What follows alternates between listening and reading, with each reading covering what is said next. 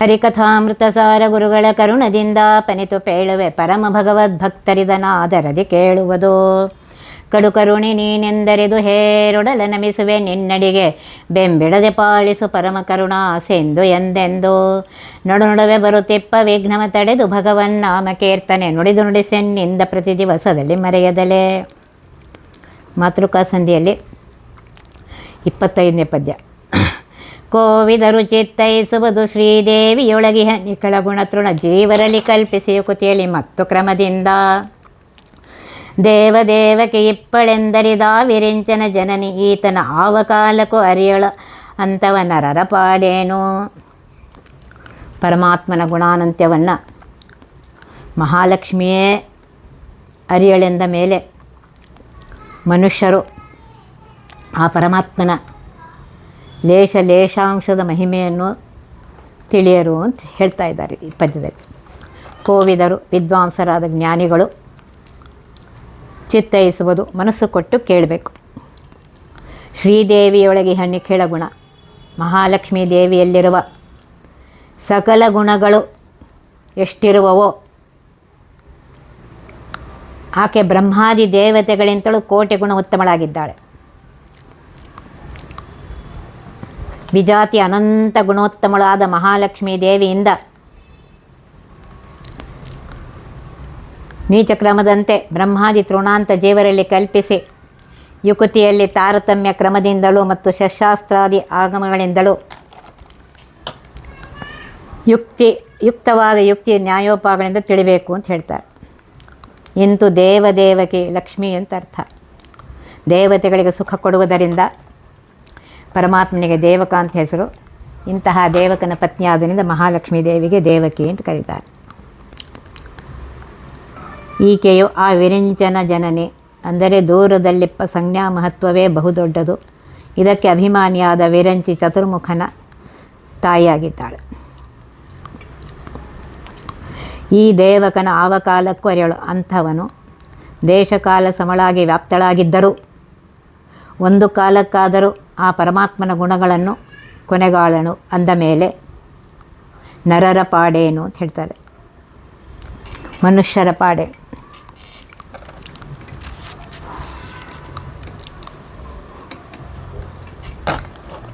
ಈ ಪದ್ಯದಲ್ಲಿ ಪರಮಾತ್ಮನ ಗುಣಗಳಲ್ಲಿರುವ ಲೇಷದ ಒಂದು ಅಂಶ ಲೇಷವನ್ನು ಸಹ ಸಂಪೂರ್ಣವಾಗಿ ಚಿಂತಿಸಲು ಆಗುವುದಿಲ್ಲ ಅಂತ ಹೇಳ್ತಾರೆ.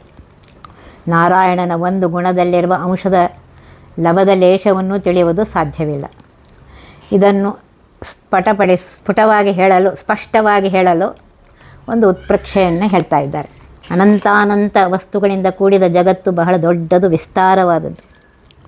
ಅದಕ್ಕಿಂತಲೂ ಚತುರ್ಮುಖನ ಸ್ವರೂಪವೇ ಬಹಳ ದೊಡ್ಡದು. ಚತುರ್ಮುಖನ ಸ್ವರೂಪಕ್ಕಿಂತಲೂ ಮಹಾಲಕ್ಷ್ಮೀ ದೇವಿಯ ಸ್ವರೂಪ ಬಹಳ ಅಧಿಕ ಅನಂತವಾದದ್ದು.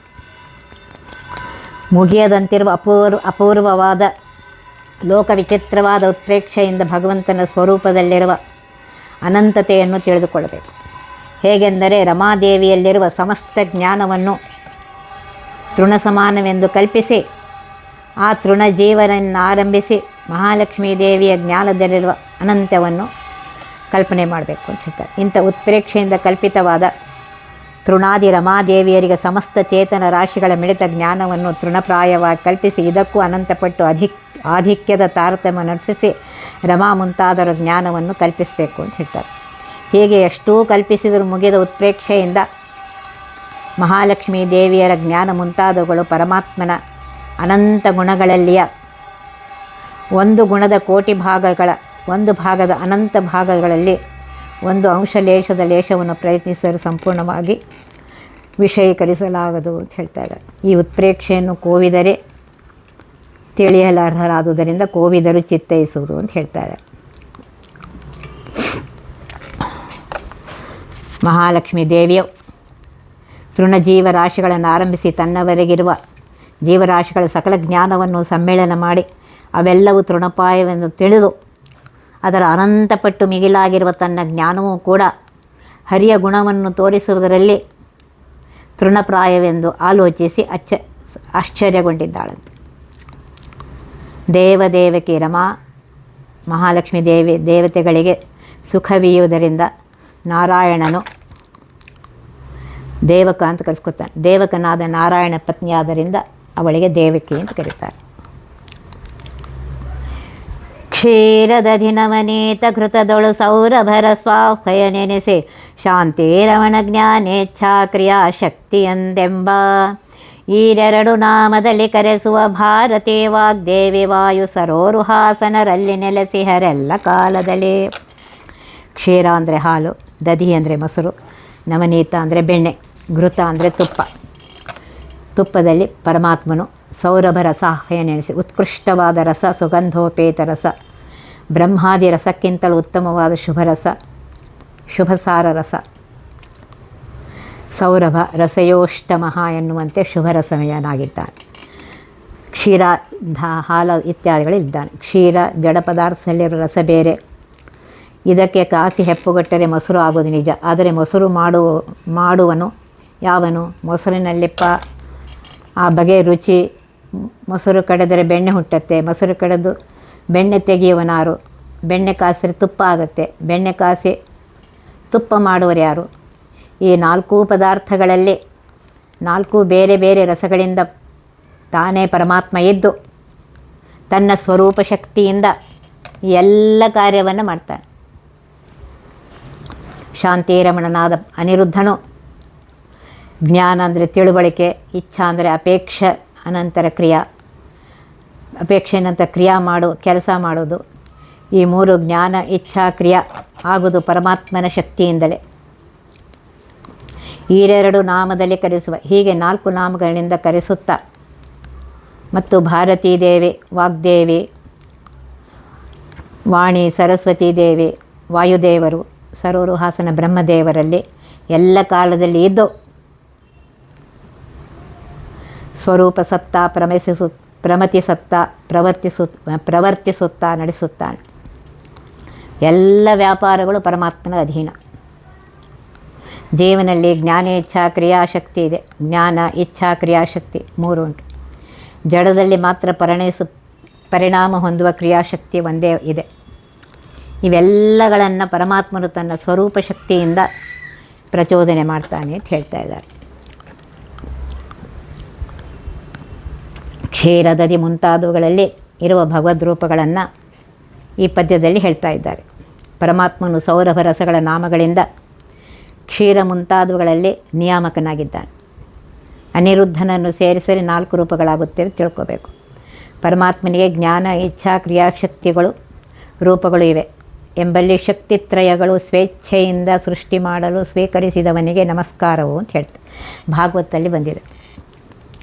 ಅದಕ್ಕೆ ತಾತ್ಪರ್ಯದಲ್ಲಿ ಈ 3 ಶಕ್ತಿತ್ರಯಗಳು ಯಾವುವು ಎಂದು ಪ್ರಶ್ನಿಸಿ ಜ್ಞಾನಶಕ್ತಿ, ಇಚ್ಛಾಶಕ್ತಿ, ಕ್ರಿಯಾಶಕ್ತಿ ಎಂದು ಶ್ರೀಮದಾಚಾರ್ಯರು ಹೇಳಿದ್ದಾರೆ. ಈ 3 ಹಾಗೂ ಅನಿರುದ್ಧ ಹೀಗೆ 4 ರೂಪಗಳು ಇದೆ ಪರಮಾತ್ಮನಿಗೆ. ವಸುಗಳೆಂಟು ನವಪ್ರಜೇಶರು ಶ್ವಸನಗಣದೈವತ್ತು ಏಕಾದಶ ದಿವಾಕರ ಇನಿತೆ ರುದ್ರರು ಅಶ್ವಿನಿಗಳೊಂದು ದಶವಿಹೀನ ಶತಾಖ್ಯ ಈ ಸುಮನಸರೊಳಗೆ ಚತುರಾತ್ಮ ನಿಯಾಮಿಸುವ ಬ್ರಹ್ಮ ಸಮೀರ ಖಬೀಪ ಫಣೀಂದ್ರರೊಳಗಿದ್ದು. ವಸುಗಳು 8 ಜನರಿದ್ದಾರೆ. ನವಪ್ರಜೇಶರು 9 ಮಂದಿ ಬ್ರಹ್ಮಪುತ್ರರು, ಮರಿಚಾದಿ ಋಷಿಗಳು. ಶ್ವಸನಗಣ 50, ಮರುದ್ಗಣಗಳು 49, ಪ್ರಾಣದೇವರಿಂದ ಕೂಡ 50 ಜನ. ಏಕಾದಶ ದಿವಾಕರು, ವಿವಸ್ವಾನ್ ನಾಮಕ ಸೂರ್ಯ ಬಿಟ್ಟು ಉಳಿದ 11 ಜನ ಸೂರ್ಯರು. ಇನಿತೆ ರುದ್ರ, ಇಷ್ಟೇ ರುದ್ರ ಜನರು, ರುದ್ರಗಣದವರು. ಅಶ್ವಿನಿ ದೇವತೆಗಳಿಬ್ಬರು. ಅವರ ಉತ್ಪತ್ತಿ ಕಾರ್ಯ ಒಂದೇ ಕಾರಣ ಒಂದೇ ಎಂದು ಹೇಳಿದ್ದಾರೆ. ಹೀಗೆ ದಶವಿಹೀನ ದಶಾಖ್ಯರು, 10 ಕಡಿಮೆ ಶತಾಖ್ಯರು ಅಂತಂದರೆ 90 ನಾಮವುಳ್ಳ ದೇವತೆಗಳು. ಈ ಸುಮನಸರು ಈ ದೇವತೆಗಳಿಗೆ ಬ್ರಹ್ಮ ಸಮೀರ ಖಗಪ, ಬ್ರಹ್ಮದೇವರು, ವಾಯುದೇವರು, ಗರುಡ, ಶೇಷ ಈ 4ರಲ್ಲಿ 4 ರೂಪದಿಂದ ಇದ್ದು ನಿಯಮನ ಮಾಡ್ತಾನೆ. ಈ ವಿಚಾರ ಎಲ್ಲ ಬೃಹದಾರಣ್ಯಕದಲ್ಲಿ ಬಂದಿದೆ. ಅದನ್ನೇ ಇಲ್ಲಿ ನಮ್ಮ ದಾಸರು ಹೇಳ್ತಾರೆ. ವಸುಗಳು 8 ಜನ, ಪ್ರಜೇಶ್ವರರು 9, ಮರುದ್ಗಳು 50, ರುದ್ರರು 11, ಸೂರ್ಯರು 11, ಅಶ್ವಿನಿಗಳು 1, ಒಟ್ಟು 9. ಇವರಿಗೆ ದಶವಿಹೀನ ಶತಾಖ್ಯರು ಅಂತ ಕರೀತಾರೆ. ಇವರೊಳಗೆ ಬ್ರಹ್ಮ, ವಾಸುದೇವ ಇದ್ದಾನೆ, ವಾಯುದೇವರಲ್ಲಿ ಸಂಕರ್ಷಣ, ಗರುಡನಲ್ಲಿ ಪ್ರದ್ಯುಮ್ನ, ಶೇಷದೇವರಲ್ಲಿ ಅನಿರುದ್ಧ ನಾಮಕ ಪರಮಾತ್ಮ ಇದ್ದಾನೆ. ಈ ರೀತಿಯಾಗಿ ವಸು ಮುಂತಾದ 90 ದೇವತೆಗಳಲ್ಲಿರುವ ಪರಮಾತ್ಮನ ರೂಪಗಳ ಬಗ್ಗೆ ಚತುರ್ಭಿಹಿ ಅಂತ ಹೇಳಿ ಶ್ರುತಿಗಳಲ್ಲಿ ಬಂದಿದೆ. ಅದನ್ನೇ ಇಲ್ಲಿ ವಸುಗಳು 8, ಆದಿತ್ಯರು 11, ರುದ್ರರು 11, ಪ್ರಜಾಪತಿಗಳು 9, ಮರುತ್ವರು ಹಾಗೂ ವಾಯು 50, ಅಶ್ವಿನಿ ದೇವತೆಗಳು 1, ಹೀಗೆ 90 ದೇವತೆಗಳನ್ನು ಬ್ರಹ್ಮ, ವಾಯು, ಗರುಡ, ಶೇಷರಲ್ಲಿ ನಿಂತು ತನ್ನ ವಾಸುದೇವ, ಸಂಕರ್ಷಣ, ಪ್ರದ್ಯುಮ್ನ, ಅನಿರುದ್ಧ ರೂಪಗಳಿಂದ ಪರಮಾತ್ಮ ನಿಯಾಮಿಸುತ್ತಾನೆ ಅಂತ ಹೇಳ್ತಾ ಇದ್ದಾನೆ. ತೋರು ತೆಪ್ಪನು ಚಕ್ರದಲ್ಲಿ ಹಿಂಕಾರ ನಾಮಕ ಶಂಖದಲ್ಲಿ ಪ್ರತಿಹಾರ ಗದೆಯಲ್ಲಿ ನಿಧನ ಪದ್ಮದಲ್ಲಿಪ್ಪ ಪ್ರಸ್ತಾವ ಕಾರುಣಿಕನುದ್ಗೀತ ನಾಮದಿ ಮಾರಮಣನೈ ರೂಪಗಳ ಶಂಖಾರಿ ಮೊದಲಾದ ಆಯುಧಗಳು ಸ್ಮರಿಸಿ ಧರಿಸುತ್ತಿರೋ. ತೋರು ತೆಪ್ಪನು ಚಕ್ರದಲ್ಲಿ ಹಿಂಕಾರ ನಾಮಕನು, ಶಂಖ ಮುದ್ರೆಯಲ್ಲಿ ಪ್ರತಿಹಾರ ನಾಮಕನು, ಚಕ್ರದಲ್ಲಿ ಹಿಂಕಾರ ನಾಮಕನು, ಶಂಖ ಮುದ್ರೆಯಲ್ಲಿ ಪ್ರತಿಹಾರ ನಾಮಕನು, ಗದೆಯಲ್ಲಿ ನಿಧನ ನಾಮಕನು, ಪದ್ಮದಲ್ಲಿ ಪ್ರಸ್ತಾವ, ಉದ್ಗೀತ ನಾಮದಿಂದ ಪರಮಾತ್ಮ. ಇವೆಲ್ಲ ಪರಮಾತ್ಮನ ಸ್ವರೂಪಾಯುಧ ರೂಪಗಳು. ಈ ನಾಮಗಳಿಂದ ಮಾರಮಣನ ಲಕ್ಷ್ಮೀಪತಿಯ 5 ರೂಪಗಳನ್ನು ಚಿಂತಿಸಿ ಪರಮಾತ್ಮನ ಸ್ವರೂಪಾಯುಧ ಶಕ್ತಿಯಿಂದ ಶೋಭಿಸುತ್ತಾ ಈ ಪಿಂಡಾಂಡ ಕಾರ್ಯ ನಡೀತಾ ಇದೆ ಅಂತ ತಿಳ್ಕೋಬೇಕು. ಈ ಪರಮಾತ್ಮನ ಮುದ್ರಾ ಚಿಹ್ನೆಗಳಿಂದ ಬಾಹ್ಯ ದೇಹಾಲಂಕಾರವೂ ಶುಚಿಯಾಗುತ್ತದೆ. ಇವು ಕೇವಲ ವೈಷ್ಣವ ಚಿಹ್ನೆಗಳು, ಬಹಿರಂಗ ಶುಚಿ ಕಾರಣವೆಂದು ಭಾವಿಸುತ್ತಾ ಶಂಖ, ಚಕ್ರ ಮೊದಲಾದ ಆಯುಧಗಳನ್ನು ಮುದ್ರೆಗಳನ್ನು ಧರಿಸುತ್ತಲ್ಲಿರಬೇಕು. ನಾರಾಯಣ ಮುದ್ರಾದಲ್ಲಿ ಉದ್ಗೀತನೆಂದು ಬೇರೆ ಪ್ರಮಾಣ ಇದೆ. ಉದ್ಗೀತನು ಶ್ರೀವತ್ಸ ಚಿಹ್ನೆಯಲ್ಲಿ ಸ್ಮರಣೆ ಮಾಡಬೇಕು. ಈ ಪದ್ಯದಲ್ಲಿ ಹೇಳ್ತಾ ಇದ್ದಾರೆ, ಪಂಚಮುದ್ರಾಗಳಲ್ಲಿರುವಂತಹ ಪರಮಾತ್ಮನ ಮೂರ್ತಿಗಳನ್ನು ಚಕ್ರ, ಶಂಖ, ಗದಾ, ಪದ್ಮ, ನಾರಾಯಣ ಮುದ್ರಾ ಇವುಗಳ ಕ್ರಮವಾಗಿ ಪ್ರದ್ಯುಮ್ನ ಮುಂತಾದ ರೂಪಗಳಿಂದ ಪರಮಾತ್ಮ ಇದ್ದಾನೆ. ಚಕ್ರದಲ್ಲಿ ಹಿಂಕಾರ ಸೃಷ್ಟಿಕರ್ತನಾದ ಪ್ರದ್ಯುಮ್ನನು, ಶಂಖದಲ್ಲಿ ಪ್ರತಿಹಾರ ಜಗತ್ತನ್ನು ಕಾರ್ಯದಲ್ಲಿ ಪ್ರತಿಹರಿಸುವ ಅನಿರುದ್ಧನು, ಗದಾದಲ್ಲಿ ನಿಧನ ಸಂಹಾರಕನಾದ ಸಂಕರ್ಷಣನು, ಪದ್ಮದಲ್ಲಿ ಪ್ರಸ್ತಾವ ಪ್ರಥಮಾವತಾರದ ವಾಸುದೇವನು, ನಾರಾಯಣ ಮುದ್ರಿಕೆಯಲ್ಲಿ ಉದ್ಗೀತ ಉಚ್ಚನೆಂದು ಗಾನ ಮಾಡಿಸಿಕೊಳ್ಳುವಂತಹ ಉದ್ಗೀತ ನಾಮಕ ನಾರಾಯಣನು, ಹೀಗೆ ಪಂಚಮುದ್ರಾಗಳಲ್ಲಿ ಇರುವರು ಎಂದು ಗರುಡ ಪುರಾಣದಲ್ಲಿ ಬಂದಿದೆ. ಅದನ್ನು ಪರಮಾತ್ಮನ 5 ರೂಪಗಳನ್ನು ಚಿಂತನೆ ಮಾಡಬೇಕು ಅಂತ ಹೇಳ್ತಾ ಇದ್ದಾರೆ. ತನುವೆ ರಥಗ್ವಾಗಾಭಿಮಾನಿಯ ಗುಣವೆನಿಸೋಳು ಶ್ರೋತ್ರದೊಳುರೋ ಹೆಣಿರ್ ಶಶಾಂಕರು ಪಾಶಪಾಣಿಗಳ ಅಶ್ವವೆಂದೆನಿಸೆ ಇನನು ಸಂಜ್ಞಾದೇವಿಯರು ಇಹರಳ ನಲಲೋಚನ ಸುತನೆನಿಸುವ ಪ್ರಣವಪಾದ್ಯ ಪ್ರಾಣನಾಮಕ ರಥಿಕ ನೆನೆಸುವನು.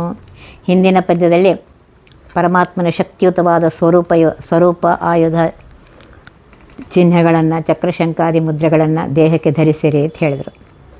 ಇದರಿಂದ ಬಹಿರಂಗ ಶುಚಿಯಾಗುತ್ತದಲ್ಲದೆ ಈ ದೇಹ ಅಂತರಂಗವು ಶುಚಿಯಾಗುತ್ತದೆ. ಇಂದ್ರಿಯ ವಿಷಯಾದಿಗಳಿಂದ ದೂರ ಮಾಡಿ ಪರಮಾತ್ಮನಿಗೆ ಈ ದೇಹವೇ ರಥವೆಂದು ಇದನ್ನು ಸಮರ್ಪಿಸುವ ರೀತಿ ಐತರೇಯ ಉಪನಿಷತ್ತಲ್ಲಿ ಬಂದಿದೆ. ಅದನ್ನು ಹೇಳ್ತಾ ಇದ್ದಾರೆ. ತನುವೇ ರಥ, ಈ ಪ್ರಸಿದ್ಧ ದೇಹವೇ ದೇವರಿಗೆ ರಥವಾಗಿದೆ. ವಾಗಾಭಿಮಾನಿಯ ಗುಣವೆನಿಸು, ವಾಕ್ಕಿಗೆ ಅಭಿಮಾನಿಯಾದಂತಹ ಉಮಾದೇವಿಯರು ಗುಣ ರಜ್ಜು ಹಗ್ಗದ ರೂಪ ಆಗಿದ್ದಾಳೆ. ಶ್ರೋತ್ರದಳು ರೋಹಿಣಿ ಶಶಾಂಕರು, ಬಲ ಎಡೆಗೆಯ ಕಿವಿಗಳಲ್ಲಿ ಶಶಾಂಕ ಮೊಲದ ಚಿಹ್ನೆಯುಳ್ಳ ಚಂದ್ರದೇವರು, ತತ್ಪತ್ನಿ ರೋಹಿಣಿ ದೇವಿ. ಪಾರ್ಶ್ವದರತಿ ಕುದುರೆಗಳು, ಇನ್ನನು ಸೂರ್ಯದೇವನು, ತತ್ಪತ್ನಿ ಸಂಜ್ಞಾದೇವಿರು ಕಣ್ಣಿನಲ್ಲಿದ್ದು ಮುಂದಿನ 2 ಕುದುರೆಗಳು.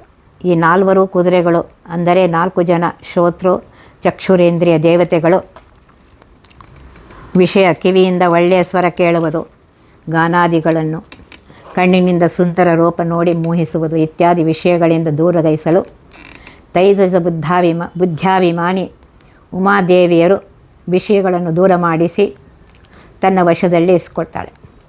ಪಾಶಪಾಣಿಗಳಾದ ಉಮೆಯ ಅಧೀನದಲ್ಲಿದ್ದು ಇಂದ್ರಿಯ ರೂಪರಾದ 4 ಕುದುರೆ, 4 ದೇವತೆಗಳು ಹಗ್ಗ ರೂಪದಿಂದ ಇರುವಂತಹ ಹಗ್ಗದಿಂದ ಬಂಧಿತರಾಗಿದ್ದಾರೆ.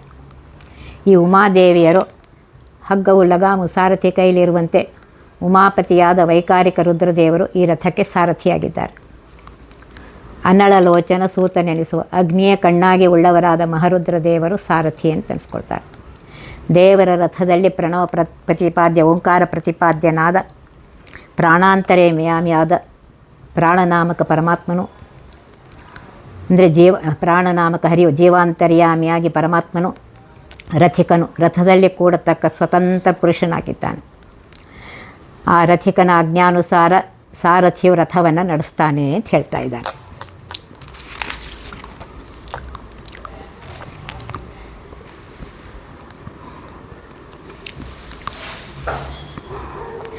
ಅಮಿತ ಮಹಿಮನಪಾರ ಗುಣಗಳ ಅಮಿತ ವರ್ಣಾತ್ಮಕ ಶ್ರುತಿ ಸ್ಮೃತಿ ಗಮಿಸಲಾಪವೇ ತದಭಿಮಾನಿಗಳೆಂದೆನಿಸಿಕೊಂಬ ಕಮಲ ಸಂಭವ ಭವ ಸುರೇಂದ್ರಾದ್ಯರ ಅಮರರನುದಿನ ತಿಳಿಯಲರಿಯರು ಸ್ವಮಹಿಮಗಳಾದ್ಯಂತ ಮಧ್ಯಗಳರಿವ ಸರ್ವಜ್ಞ. ಅಮಿತ ಮಿತಿಯಿಲ್ಲದೇ ಇರುವ ಅನಂತ ಗಣನೆಗೆ ತಿಳಿಯದ ಮಹಿಮನ ಮಹಾತ್ಮನಾದ ಶ್ರೇಷ್ಠನಾದ ಸರ್ವರಿಂದಲೂ ಪೂಜ್ಯನಾದ ಅಪಾರ ಗುಣಗಳ ಶ್ರೀ ಲಕ್ಷ್ಮಿಯಿಂದಲೂ ಪೂರ್ಣ ತಿಳಿಯದ ಅಪಾರ ಅಂದರೆ ಮೇರೆ ಇಲ್ಲದ ಲೆಕ್ಕಕ್ಕೆ ನಿಲುಕದ ಅನಂತ ಗುಣಗಳನ್ನು ಸಮಿತ ವರ್ಣಾತ್ಮಕ ಶ್ರುತಿ ಸ್ಮೃತಿ ಅಜಾತಿ ಪಂಚಾಶದ್ವರ್ಣಗಳಿಂದ ನಿತ್ಯ ಒಂದೇ ರೀತಿಯಾಗಿ ಸಮಿತ ಅಂತ ಕೂಡಿರುವ ಮಿಳಿತವಾದ ಶ್ರುತಿ ವೇದಗಳು ಸ್ಮೃತಿಗಳು ಪುರಾಣಾದಿಗಳು ಹೊಂದಲಾಗುವೆ, ಪೊಗಳಲು ಶಕ್ಯವೇ ಅಂತ ಹೇಳ್ತಾರೆ. ಎಂದಿಗೂ ಪೂರ್ಣವಾಗಿ ತಿಳಿಯಲು ಶಕ್ಯವಿಲ್ಲ. ತದಭಿಮಾನಿಗಳೆನಿಸಿಕೊಂಬ ಈ ವೇದ ಸ್ಮೃತಿಗಳ ಅಭಿಮಾನಿಗಳಾದ ಕಮಲ ಸಂಭವ ಅಂದರೆ ಬ್ರಹ್ಮದೇವರು, ಭವ ಅಂದರೆ ರುದ್ರದೇವರು, ಸುರೇಂದ್ರಾದ್ಯ ಅಮರರು ಅನುದಿನ ನಿತ್ಯದಲ್ಲಿ ಯಾವ ಕಾಲಕ್ಕೂ ತಿಳಿಯಲರಿಯರು ಅಂತ ಹೇಳ್ತಾರೆ. ಪೂರ್ಣವಾಗಿ ತಿಳಿಯಲು ಶಕ್ಯರಲ್ಲ. ಸ್ವಮಹಿಮೆಗಳ ಆದ್ಯಂತ ಮಧ್ಯಗಳಿರುವ ಸರ್ವಜ್ಞ ಪರಮಾತ್ಮನು ಎಲ್ಲವನ್ನು ಬಲ್ಲವನಾದುದರಿಂದ ತನ್ನ ಮಹಿಮೆಗಳ ಆದಿ ಮಧ್ಯ ಅಂತ ಕೊನೆಗಳು ತಾನೇ ತಿಳ್ಕೊಂಡಿದ್ದಾನೆ.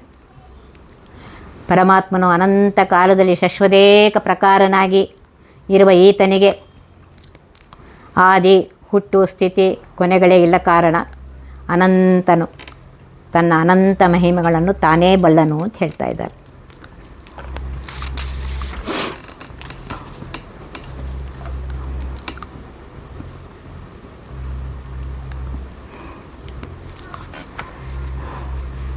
ಅಮಿತ ಮಹಿಮನ ಈ ಪದ್ಯದಿಂದ ಪರಮಾತ್ಮನ ಗುಣಗಳ ಅನಂತತೆಯನ್ನು ತಿಳಿಸ್ತಾ ಇದ್ದಾರೆ.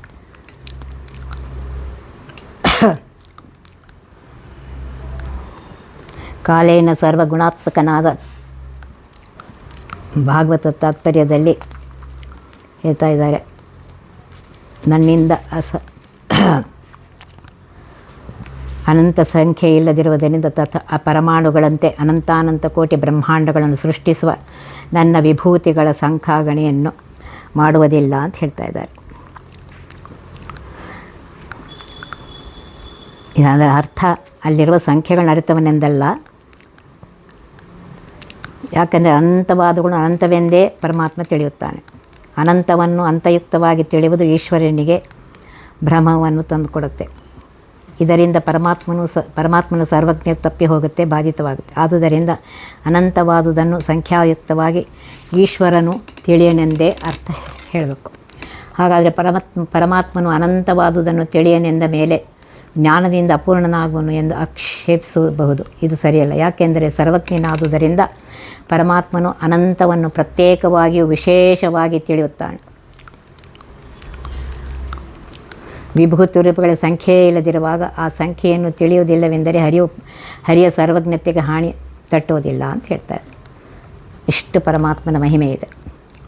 ವಿತ್ತ ದೇಹಾಗಾರಧಾರಾಪತ್ಯ ಮಿತ್ರಾದಿಗೊಳಗೆ ಹರಿ ಪ್ರತ್ಯಗಾತ್ಮನು ಎಂದೆನಿಸಿ ನೆಲೆಸಿಪ್ಪನೆಂದರಿದು ನಿತ್ಯದಲ್ಲಿ ಸಂತೃಪ್ತಿಪಡಿಸುತ್ತ ಉತ್ತಮಾಧಮ ಮಧ್ಯಮರ ಉನ್ಮತ್ತನಾಗದೆ ಭೃತ್ಯನಾನೆಂದು. ವಿತ್ತ ಅಂದರೆ ಧನ, ದೇಹ ಅಂದರೆ ತನ್ನ ದೇಹ, ಆಗಾರ ಅಂದರೆ ಮನೆ. ಈ ಜಡ ಪದಾರ್ಥಗಳಲ್ಲಿ ದಾರ ಹೆಂಡತಿ, ಆಪತ್ಯ ಅಂದರೆ ಪುತ್ರರು, ಮಿತ್ರರಾದಿ ಸ್ನೇಹಿತರು ಮುಂತಾದ ಭಗವದ್ಭಕ್ತರಾದ ಬಾಂಧವ ವಿಷ್ಣು ಭಕ್ತಾಶ್ಚ ಎಂಬುವಂತೆ ಇವರೊಳಗೆ ಶ್ರೀಹರಿ ಪರಮಾತ್ಮನು ತನ್ನ ಬಿಂಬರೂಪಿಯಾದ ಹರಿಯು ಜೀವನಿಂದ ಭಿನ್ನನಾಗಿ ಸಚ್ಚಿದಾನಂದ ಪರಮಾತ್ಮನು ಅಂತರ್ಯಾಮಿ ಅಂತರ್ನಿಯಾಮಕನು ನೆಲೆಸಿಪ್ಪನೆಂದರಿದು ಅಂತರಂಗ ನಿಯಾಮಕನೆಂದು ತಿಳಿದು ನಿತ್ಯದಲ್ಲಿ ಅವರನ್ನು ಸಂತೃಪ್ತಿಪಡಿಸಿದ ಪ್ರತಿ ಕಾಲಕ್ಕೆ ಅವರ ಮನಸ್ಸಿಗೆ ಪ್ರೀತಿಯಾಗುವಂತೆ ಸಮಾಧಾನ ಮಾಡುತ್ತಾ ತೃಪ್ತಿಗೊಳಿಸಬೇಕು ಅಂತ ಹೇಳ್ತಾರೆ. ಉತ್ತಮ, ಶ್ರೇಷ್ಠರು, ಮಧ್ಯಮರು, ಅಧಮರು ಎಂದು ಭಗವದ್ಭಕ್ತರಲ್ಲಿ 3 ಜನ ಅಧಿಕಾರಿಗಳ ಯೋಗ್ಯತಾನುಸರಿಸಿ ತೃಪ್ತಿಪಡಿಸಿ ಪ್ರೀತಿ ಸಂಪಾದಿಸು. ಇವರ ಪ್ರೀತಿಯೇ ಪರಮಾತ್ಮನ ಪ್ರೀತಿ ಎಂಬ ಭಾವನೆ ಇರಬೇಕು. ಹೀಗೆ ಶಾಸ್ತ್ರೋಕ್ತವಾಗಿ ಹೇಳಿದಂತೆ ಮಾಡುವ ಕಾರ್ಯ ಮಾಡಿ ಕೃತಕೃತ್ಯ ಪುಣ್ಯವಂತನಾಗು. ಸದಾ ಸರ್ವರ ಭೃತ್ಯ ನಾನೆಂದು, ನಾನು ದಾಸನೆಂದು ಸ್ಮರಿಸ್ತಾ ಇರು. ಉನ್ಮತ್ತನಾಗದೆ ನಾನು ಶ್ರೇಷ್ಠ, ನಾನೇ ಕರ್ತ ಅಹಂಕಾರ ಪಡದೆ ಇರು ಅಂತ ಹೇಳ್ತಾ ಇದ್ದಾರೆ. ಇಲ್ಲಿ ವಿತ್ತ ದೇಹಾಗಾರ ಎನ್ನೋ ಪದ್ಯದಿಂದ ಪರಮಾತ್ಮನು ಸರ್ವತ್ರದಲ್ಲಿ ನೆಲೆಸಿದ್ದಾನೆ ಇದ್ದಾನೆ ಅಂತ ಹೇಳಿ ಅವುಗಳಲ್ಲಿ ಪರಸ್ಪರ ಪ್ರೀತಿ ಹುಟ್ಟುತ್ತದೆ ಮತ್ತು ಅವುಗಳಿಗೆ ತಕ್ಕಂತೆ ತೃಪ್ತಿಪಡಿಸಬೇಕು ಅಂತ ಹೇಳ್ತಾ ಇದ್ದಾರೆ. ಉಪನಿಷತ್ತಲ್ಲಿ ಬಂದಿದ್ದಂತೆ ಪತಿ, ಪುತ್ರ ಮುಂತಾದವರು ಕಾಮ ಮುಂತಾದ ಇಚ್ಛೆಯಿಂದ ಪರಸ್ಪರ ಪ್ರಿಯರಾಗರ. ಪರಮಾತ್ಮನ ಇಚ್ಛೆಯಿಂದ ಪ್ರೀತಿ ಹುಟ್ಟಿ ಪರಸ್ಪರ ಪ್ರಿಯರಾಗುತ್ತಾರೆ. ಪರಮಾತ್ಮನ ಇಚ್ಛೆ ಇಲ್ಲದಿದ್ದರೆ ಯಾರು ಯಾರಿಗೂ ಪ್ರಿಯಲಾಗರು ಅಂತ ಹೇಳ್ತಾ ಇದ್ದಾರೆ. ಶ್ರೀಮದಾಚಾರ್ಯ ಭಾಷ್ಯದಲ್ಲಿ ಆತ್ಮ ಎಂದರೆ ನಾರಾಯಣ, ಅವನ ಇಚ್ಛೆಯಿಂದಲೇ ಪತಿ ಮುಂತಾದವರು ಹೆಂಡತಿ ಮುಂತಾದವರಿಗೆ ಪರಸ್ಪರ ಪ್ರಿಯರಾಗುತ್ತಾರೆ. ಯಾಕೆಂದರೆ ಹೆಂಡತಿ ಮುಂತಾದವರಿಗೆ ನಾನು ಪ್ರಿಯನಾಗಬೇಕು, ಗಂಡ ಮುಂತಾದವರಿಗೆ ನಾನು ಪ್ರಿಯಳಾಗಬೇಕು ಎಂದು ಗಂಡ ಹೆಂಡತಿ ಮುಂತಾದವರ ಕೇವಲ ಇಚ್ಛೆಯಿಂದಲೇ ಪರಸ್ಪರ ಪ್ರೇಮ ಉಂಟಾಗೋದಿಲ್ಲ, ಪರಸ್ಪರ ಪ್ರಿಯರೂ ಆಗಲಾರು. ಪರಮಾತ್ಮನ ಇಚ್ಛೆಯಿಂದಲೇ ಅವರು ಪರಸ್ಪರ ಪ್ರೀತಿಬದ್ಧರಾಗುತ್ತಾರೆ ಅಂತ ಹೇಳ್ತಾ ಇದ್ದಾರೆ. ದೇವದೇವೇಶನ ಸುಮೂರ್ತಿ ಕಳೇವರದೊಳಗ ಅನವರತ ಸಂಭಾವಿಸುತ್ತ ಪೂಜಿಸುತ್ತ ನೋಡುತ್ತ ಸುಖಿಸತಿರು ಬಿಡದೆ ಶ್ರೀವರ ಜಗನ್ನಾಥ ವಿಠ್ಠಲ ತಾವಲೆದು ಕಾರುಣ್ಯದಲ್ಲಿ ಭವನೋ ಪರಿಹರಿಸುವನು ಪ್ರವಿತತ ಪತಿತ ಪಾವನನು. ದೇವ ಕ್ರೀಡಾದಿ ಗುಣವಿಶಿಷ್ಟನಾದ ದೇವೇಶ ಬ್ರಹ್ಮಾದಿಗಳಿಗೆ ಈಶನಾದ ಪರಮಾತ್ಮನ ಸುಮೂರ್ತಿ ಸಮೀಚೀನವಾದ ಸಚ್ಚಿದಾನಂದ ಮೂರ್ತಿ ರೂಪಗಳನ್ನು ತನ್ನ ಬಿಂಬನಿಗೆ ಅಭಿನ್ನವೆಂದು ತಿಳಿದು ಕಳೇವರದೊಳಗ ಅನವರತ ದೇಹದಲ್ಲಿ ಯಾವ ಯಾವ ಸ್ಥಾನದಲ್ಲಿ ಯಾವ ಮೂರ್ತಿಗಳನ್ನು ಧ್ಯಾನೋಪಾಸನೆ ಕ್ರಮವಾಗಿ ಅನವರತ ಪ್ರತಿನಿತ್ಯ ಬಿಡದೆ ಸಂಭಾವಿಸುತ್ತಾ ಒಳ್ಳೆ ಗೌರವದಿಂದ ತಿಳಿಯುತ್ತಾ ಮನ್ನಿಸುತ್ತಾ ಚಿಂತನೆ ಮಾಡಬೇಕು. ನೋಡುತ್ತಾ ಎಲ್ಲ ರೂಪಗಳನ್ನು ಗುರುಗಳ ಅನುಗ್ರಹದಿಂದ ಕಾಣುತ್ತಾ ಪೂಜಿಸುತ್ತಾ ಧ್ಯಾನೋಪಾಸನೆಯಿಂದ ಸಕಲ ಪೂಜಾ ವಿಧಾನಗಳನ್ನು ತಿಳಿದು ಪೂಜೆ ಮಾಡ್ತಾ ಇರಬೇಕು. ಸುಖಿಸುತ್ತಿರು ಬಿಡದೆ ನಿತ್ಯ ಬಿಡದೆ ಪೂಜಿಸಿ ಆನಂದ ಪಡಬೇಕು. ಹೀಗೆ ಧ್ಯಾನೋಪಾಸನ ರತರಾಗಿ ಪೂಜಿಸಿದರೆ ಶ್ರೀವರ ಲಕ್ಷ್ಮೀಪತಿಯಾಗಿರುವಂತಹ ಜಗನ್ನಾಥ ವಿಠ್ಠಲ ಜಗತ್ತಿಗೆ ಸ್ವಾಮಿಯಾದ ವಿಠ್ಠಲ ಅಜ್ಞಾನಿಗಳ ಅಜ್ಞಾನವನ್ನು ದೂರ ಮಾಡಿ ಸುಜ್ಞಾನ ಪ್ರದನಾದ ಪರಮಾತ್ಮನಿಂದ ಅಭಿನ್ನವಾದ ವಿಠ್ಠಲನಾಮಕ ಪರಮಾತ್ಮನು ಕಾರುಣ್ಯದಲ್ಲಿ ಒಲಿದು ಏನಂ ಮೋಚಯಾಮಿ ಎಂಬ ಕರುಣೆಯಿಂದ ಪ್ರಸನ್ನನಾಗಿ ಅಂತರಂಗದಿ ಹೊಳೆದು ಭವನೋಮು ಪರಿಹರಿಸುವನು. ಭವ ಅಂದರೆ ಸಂಸಾರಕ್ಕೆ ಕಾರಣವಾದ ಲಿಂಗದೇಹವನ್ನು ಬಿಡಿಸಿ ಸ್ವರೂಪ ಸುಖವನ್ನು ಕೊಡ್ತಾನೆ. ಪ್ರವಿತತ ಸಕಲ ಜಡ ಜಂಗಮರಲ್ಲಿ ವ್ಯಾಪ್ತನಾಗಿರುವಂತಹ ಪತಿತ ಪಾವನ ಶರಣಾಗತರಾದವರ ಪಾಪಗಳನ್ನು ಕಳೆಯುವನಾದ ಕರುಣಾ ಸಮುದ್ರನಾದ ಪರಮಾತ್ಮನು ಅಂಥೇಳಿ ಸ್ತೋತ್ರ ಮಾಡ್ತಾ ಇದ್ದಾರೆ. ಇದನ್ನು ಮುಗಿಸ್ತಾ ಇದ್ದಾರೆ.